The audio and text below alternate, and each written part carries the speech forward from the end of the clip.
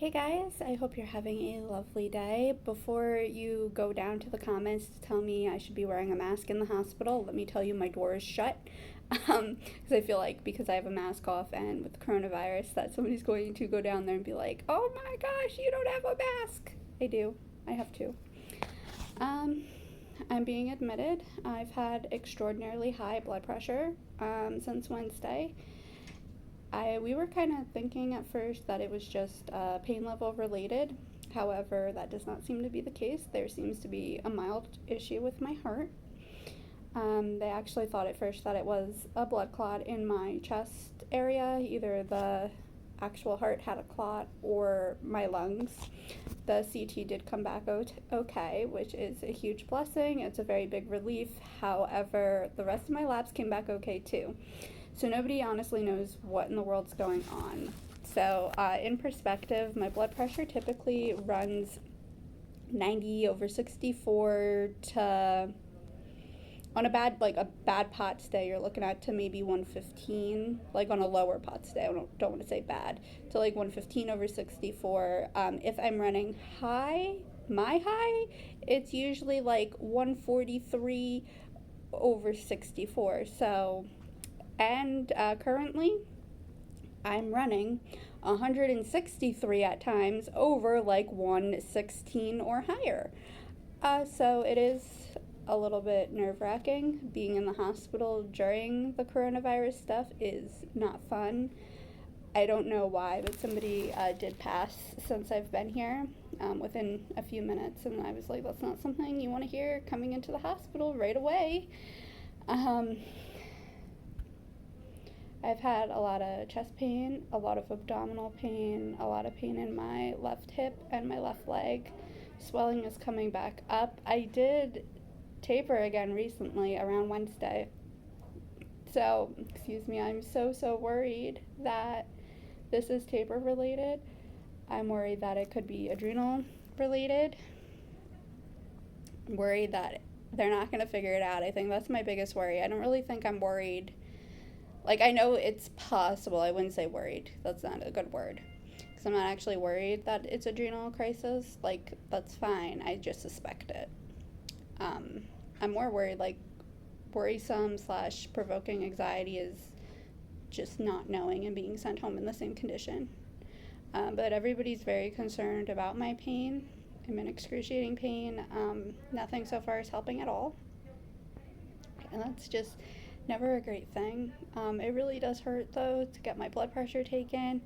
It was pretty painful, probably first or second time in my entire life to get a CAT scan that I was just like, oh my gosh, I can't wait till this is over. And as soon as I had come back from CT, the doctor came in and he was like, oh my gosh, like, I don't have results yet. And I was like, Jeesh. Like, I just got back, but apparently, like, somebody had cut in line and I was supposed to go back for a CT a little bit sooner than I did. But then, like, all these trauma patients showed up, so I don't really know who was that or patients showed up. There were also trauma patients. I don't know if they're, what wing they're in, because there are different wings in the ER here. So I don't know. I have the feeling that maybe somebody went in who could have waited and I was supposed to go first because he was pretty annoyed. I've never seen that. Like, the nurse was like, I'm going to call them every 15 minutes till I have an answer. So I've never really had that before. So I'm already hooked up, though, to a heart monitor. So they give you, like, heart monitors that are like small children in the hospital, I swear. This one's not that bad, though. The last time I was admitted to the cardiac unit, it was seriously like a small child. Let me see if I could show you. It was like about that big, if not bigger. So it was like, and I was so weak that time. Like, that time I could not sit up because my liver enzymes were high too. And every time I was trying to go to the bathrooms, like trying to carry a small child, and I was so weak. The thing they were like was like 25 pounds. I was like, and they're like, I don't know why we're giving such heavy equipment to people who are so weak because nobody's strong in the cardiac unit. Like, seriously, like every time I've been admitted once to the cardiac unit, but I'm always the youngest, obviously, because that time I was only 19. I've had to do this entire thing alone, which is why I'm so rambly, because I'm lonely, obviously.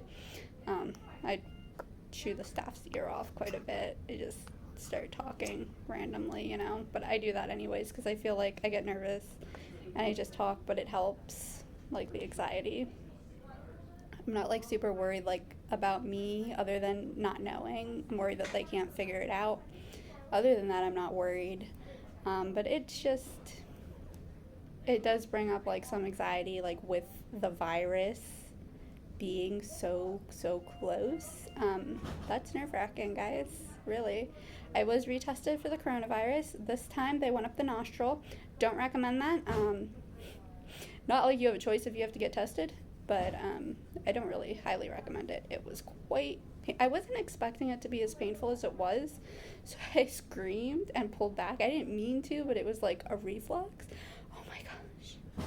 I was like, whoa. And she's like, I kept saying sorry, and she's like, don't apologize. It was like, yeah, but I understand like how important it is like to stay still and, you know, work with the staff, yada yada yada. And she's like, I had the test too, so don't feel bad. So all right, I guess I don't know if that's it. I really don't. But it's been really hard, like, for me to remember everything, and like, especially like when so many people are swarming around you, because like when it's cardiac related, you get people and they swarm. And I understand that they mean well and that they're doing their job, but it gets overwhelming when everybody's asking you questions. I'm like, okay, think fast first of all, and think correctly and clearly, because like my memory, it's just not as good as it used to be. So I brought like my med list and everything. I was very thankful that I had that, and so were they. And they had like my whole illness list. So if you have to go to the hospital, I highly recommend having paperwork with you. It makes your life 20 times easier. I don't know why, like, all of a sudden I'm hiccuping and like getting like weird feelings in my chest. Maybe it's from talking. I don't know. I feel like on one hand though, they kind of want it to be the virus just because then they'll know what it is. And then, not that they know how to treat it, but they don't know how to treat me anyways. My enzymes are not like super high, but they're high enough. Yeah, so I guess it's a 7-minute video already. Well, I guess, you know, guys, I'm going to end this portion here.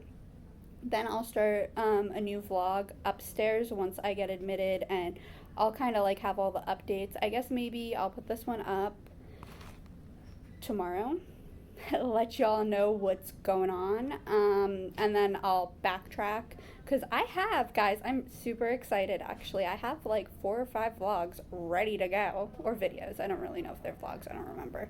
Again, memory issues, you know that. Yeah.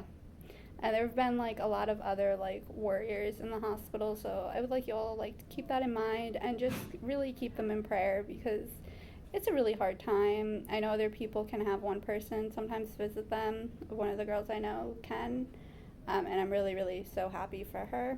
But I know a lot of people are in my situation. They can't have people visit them, and it's really hard, because you really look for that support when you're admitted.